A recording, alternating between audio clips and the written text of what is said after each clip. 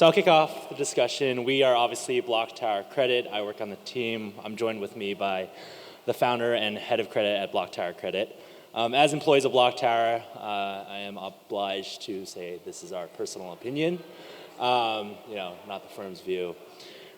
So with that, I'll turn it over to you, Kev. Tell us about BlockTower Credit, how it got started, any updates, anything that you want. Kind of just like start at the end. We recently made the decision to return capital out of the funds. We manage about, at the peak, roughly $2 billion in tokenized or, traditional credit assets across various stages of tokenization. But BlockTower Credit really began as, BlockTower reaching out when I was at business school. And they had just kind of decided that tokenization was a mega trend that they wanted to intercept in some way. And so, of course, the classic way to capture value. And I think at the time in 2021, one of the only viable business models in crypto was asset management. And so it was a natural place to basically start. And for me personally, I used to run a structured credit trading desk at Citigroup, primarily focused on consumer asset-backed securities and subprime mortgage CDS. And that is an interesting market because unlike most, types of traditional financial securities, they are raw materials, whole loans packaged together in another, kind of like complex transaction where cash flows are diverted and, fractionalized and transferred to a bunch of different counterparties. And the network of intermediaries who do that extract extreme fees and add a ton of inefficiency to that process. So it was a natural place, basically, to showcase what an end-to-end system that runs securitization operations in a private credit fund that invests in consumer asset-backed securities built on top of centrifuges like platform could do to strip out a lot of those fees. But all of this is super esoteric, and to zoom all the way out, the only reason that it was able to exist, though, is BlockTower as an asset manager, right, or BlockTower Credit as a fund, is a company just like any other company. It's assets equals liabilities plus equity. And I do think, at the time, Maker, which, has been a big company that everyone's talking about at this, event, and rightfully so, was at the time doing something that is so critical for the development of this ecosystem, and that's risk-seeking debt capital. And so that's usually oxymoronic, because debt capital is about, managing downside. And so the hardest thing to do when you're basically tokenizing assets, like anyone here who runs a protocol or is doing any of this thing, is to find the person who has that capped upside, but all the downside of smart contract risk, custody risk, whatever it is. Right? And Maker, for many reasons, was willing to do that. And so because they were willing to do that, for our business, BlockTower Credit, if we were able to secure a lower than market cost of capital and basically control the liability side and give us an advantage that nobody else could have, which at the time was we had a 4% cost of capital credit line of $150 million given to us by Maker, we would be able to then go out and fill in the rest of the blanks. So on the equity side, if you invest in a 10% asset and it's generating, or you're levering it at a 70% advance like we were at 4%, we would generate something like 21% gross returns on that asset. Another fund who was funding themselves at the time at 7.5% would probably generate 12% roughly, right? And so that 9-point delta is how you go and get risk-seeking equity capital. Because now you're saying, hey, we're going to compensate you for these risks that we can control, smart contract risk, technical risk, all of these things, the unknown. But to compensate you, we're going to take the same asset that everyone else is investing in, control for that as well, and we'll give you basically, we'll almost double your return. And so that's the business, right? And I think in a lot of cases, one of the reasons that we were able to succeed, besides the fact that I had amazing people like you, to work with and to guide the development of this and risk-seeking debt capital from Maker and the intrepid people there. But it's thinking about all of the things that we're trying to do from this business mindset of these are the variables. I have to control what I can control. If I do this, then I can go and fill in the rest of these blanks, and to have a plan. I think that's how we were able to pull it off. So that's BlockTower credit. Yeah, and I would say the thesis has rung true this entire time. I remember our first conversation, in the coffee shop, in the cafe in Boston, and throughout that, that kind of manifested into writing the Not Boring article. And one of the things that I think I'm certainly very proud of is taking all that that hypothesis almost and putting it into a fund and achieving some incredible things with the centrifuge team, with Maker, and really starting to demonstrate what the future could look like. Very proud, and now standing at the kind of end of that life cycle, looking back, certainly couldn't be happier. So now that we are kind of coming to the end, and sitting with the general partner here, let's see how well he knows his fund. I'm gonna do a little quiz, a little lightning round, where I'm gonna give you a number, and you tell me what that number represents, in the context of the fund. Okay. Are you ready for that? Sure. All right, we're gonna do this. So 4.5 billion.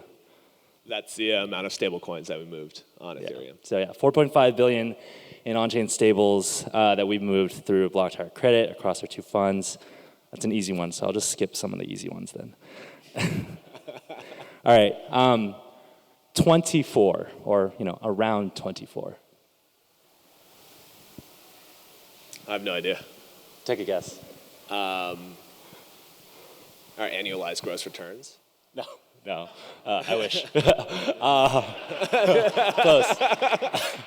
That is the amount of ETH we've spent on chain through the Tin Lake structure. Oh wow. Yeah. Yeah. And that's really actually important to note, because when we kind of back out like why this technology matters, and as everyone here who knows me, like I oscillate wildly between being optimistic and an insane cynic, but like that's at current market prices, that's maybe $50,000-$60,000.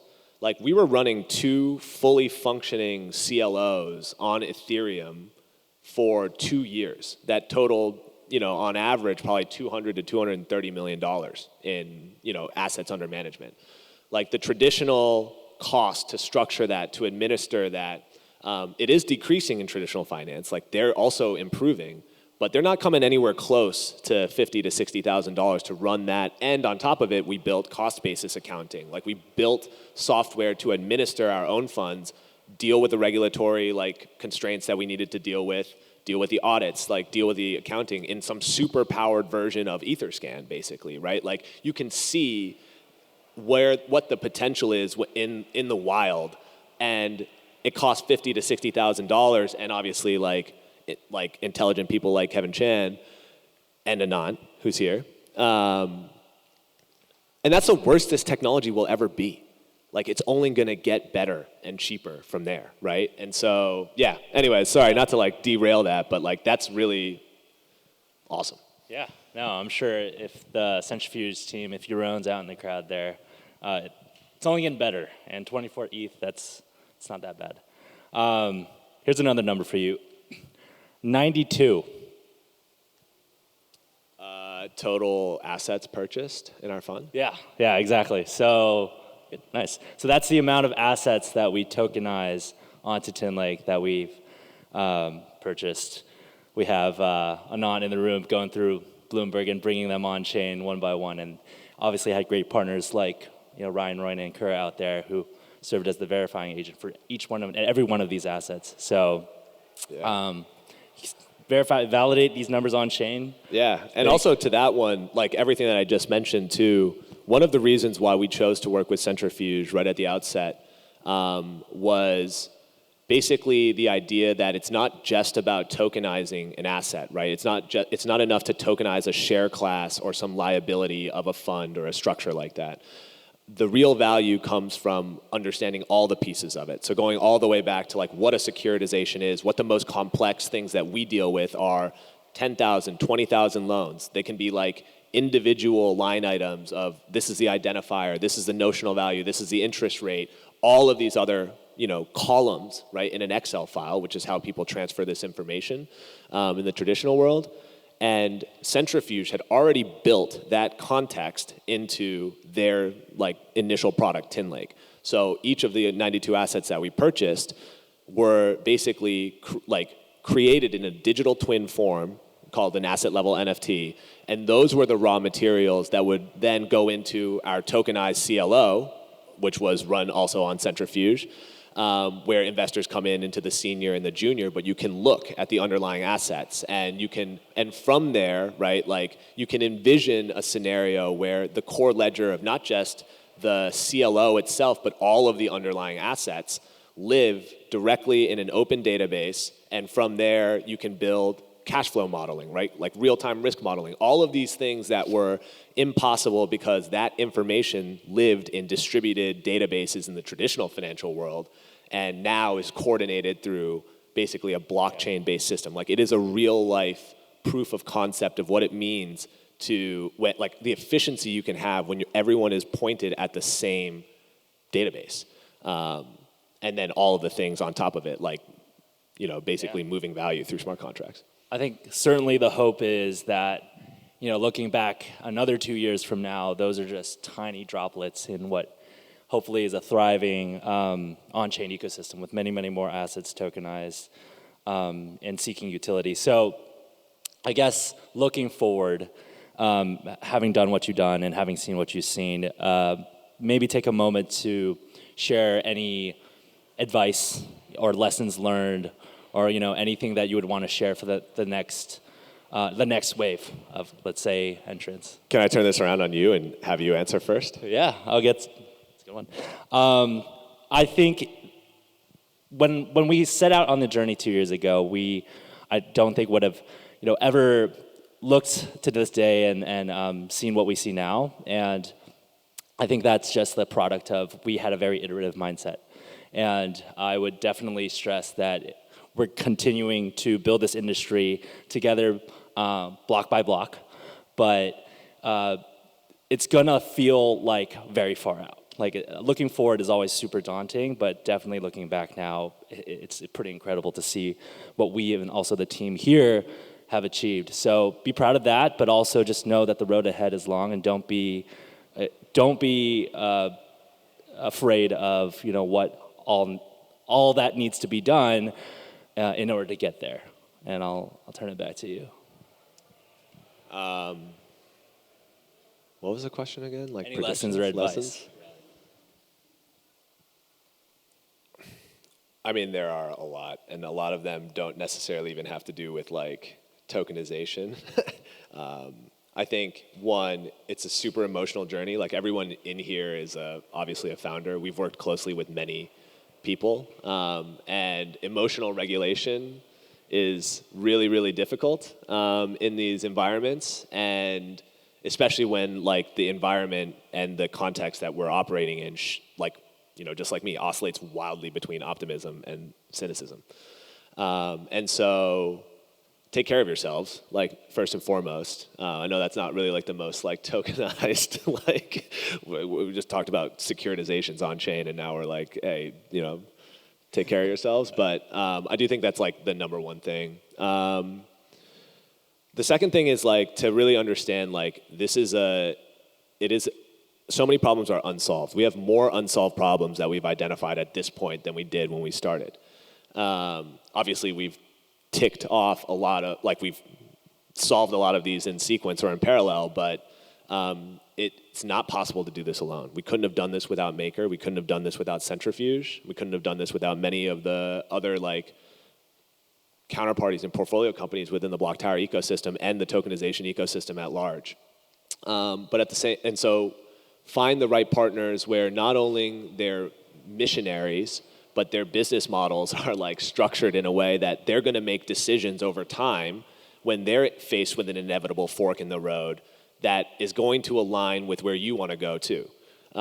And so many times people like find the convenient partnership, right? And that entity or that big name, that logo on the other side is really sexy in the short term because you can put it on your, like deck and go and raise money off of it. But those people will eat you alive like the moment that they get the chance. And so you have to really, really understand what drives those businesses on the other side. How are they making money? How are those people's jobs actually being measured? And then figure out if you fit into their long-term roadmap, because they're going to save their jobs. If it comes down to you or them, they're going to look out for them. And I think like that's really, really important, just from a business building perspective, especially in one where so much of what we're all collectively doing depends on partnerships and interconnectivity between each other. And that's one of the reasons why you even want to work in a space where composability comes up at every conference. But there are costs to that as well. Maybe that was a little too dark. Yeah. But, yeah. I think that's a good warning. So, we slung around 4.5 billion in stables. We're coming at sort of like a good ending on the fund side. I think natural question that certainly been asked is, what is next? And you can tell me, you can answer that in, I know you're taking a long trip up and coming, or take that however you would want. Yeah, I didn't know we were doing this. I think at the end of the day, what's really, really challenging about getting narrower and narrower, a lot of the stuff that we're talking about on the stage right now is important to understand, because it's how you make informed decisions about what is valuable. You have to understand the details. But the more and more esoteric and narrow your vision gets, and that your business requirements get, we could keep the fund going, but we're returning capital because it forces a short-term mindset, honestly, in a lot of ways. You just get so caught up in the day-to-day, and you wake up one day and you're just I'm actually just operating in a tiny, tiny market.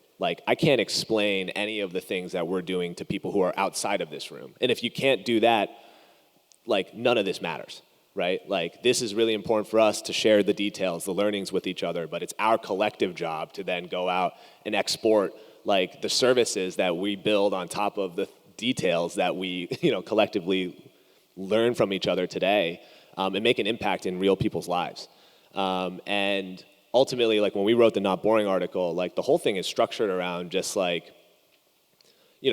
technical details of not just the engineering side, but also market infrastructure.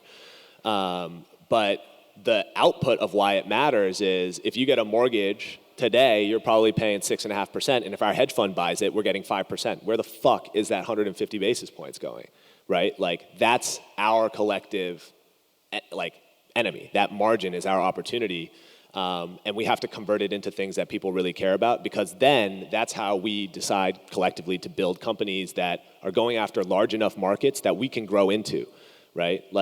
The narrower and the smaller you get, the less opportunity you have to be wrong with that initial vision and thesis. And I think we were really, really successful in getting as far as we could with what we did.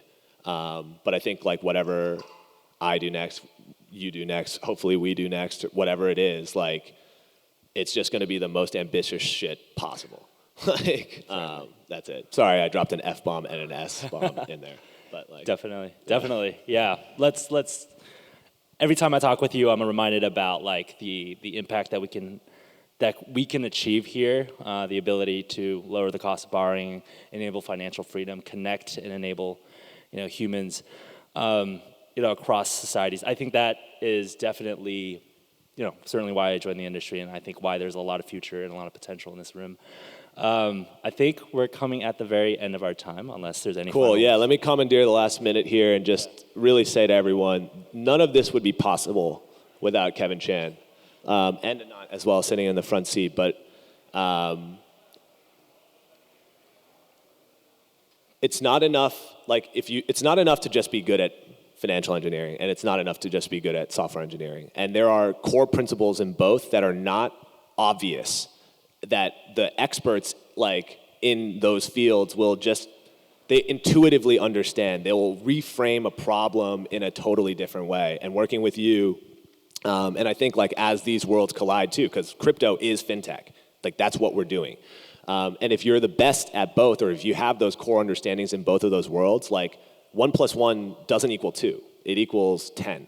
And so I think one of the beauties of all of this is like, there are a lot of opportunities for that synergy and that growth to happen because there are really intelligent financial engineers here, really intelligent software engineers, and the collection of those two things is going to drive this industry to heights that we can't really imagine right now. That's it. Thank you. All right. That was awesome.